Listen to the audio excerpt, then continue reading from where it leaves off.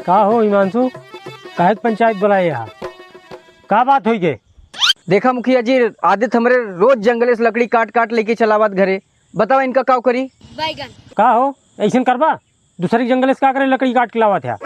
इनसे पूछा एक को पेड़ लगाए हैं हमारे जंगले में जो चलावत लकड़ी काटे।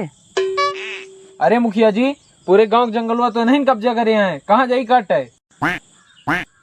और तो और सरकारी जमीनिया चापे बैठा है। लागे तो धारा भवन सरकारी गवाह बनब, छपवा दे। ठीक है, कटवा ला क्यों तुम्हें बोले ना जा।